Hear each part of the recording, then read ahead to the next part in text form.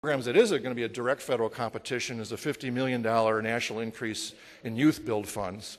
That's the U.S. Department of Labor is going to manage that project. They already do. There already is a youth build budget line, and some of you have probably pursued those funds. We do have representatives from the Department of Labor here today in our, at a booth in the next room over, along with several other federal and state and nonprofit organizations who can be useful resources for this. But Youth Build is a program that's going to receive a considerable infusion of stimulus funds. And as far as my reading so far is looking at in the DOL recovery website is, I don't think the solicitation for this is quite out yet. Although, if you want to know how to get ready for it, you can look at last year's Youth Build solicitation, and also then go to Youth Build USA's website to see what that means and how generally you have to make the case that you can run an effective Youth Build program. So a number of you probably are already familiar with the Neighborhood Stabilization Program. That's actually the first wave of that was before the stimulus program. It's already in motion. This is last year's housing, I think, and I forget the full title, but it was passed in last year by Congress and the Bush administration, provided $172 million statewide that goes to, I think, 14 grantees around Illinois as the entitlement grantees, plus there's money at the state level managed by the Department of Human Services. They have, I believe, $47 million to respond to proposals from communities who are not among the entitlement communities. And that's for purchasing and rehabbing foreclosed or abandoned residential properties, demolitions, establishing land banks, redeveloping these demolished or vacant properties. And there'll be quickly another wave of this money coming through the stimulus. So the next wave coming for a stabilization program is the stimulus money, and that is going to provide $2 billion nationally, and I believe statewide, $88 million coming to Illinois. So that's federal money coming to communities and to the state for a range of activities having to do with redeveloping foreclosed or abandoned properties for rental or for ownership. HUD will be issuing their announcement of the stimulus version of this program. They have to have it out by May 3rd, probably be out sooner than that.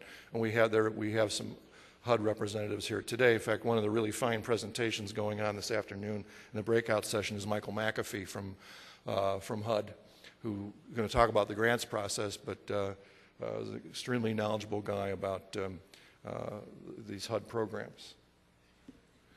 Another interesting one coming down the pike, just to give a little more variety, there's going to be a new block grant called the Energy Efficiency and Conservation Block Grant.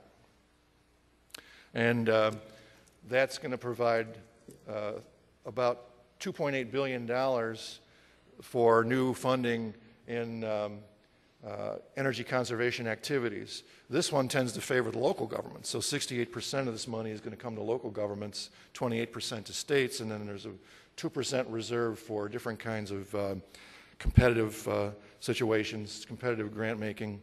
And I added this other little bullet there because that might be somewhere where one place to access for nonprofits. Local governments can subgrant some of these funds to non-governmental organizations up to 20% of their funds, or up to $250,000.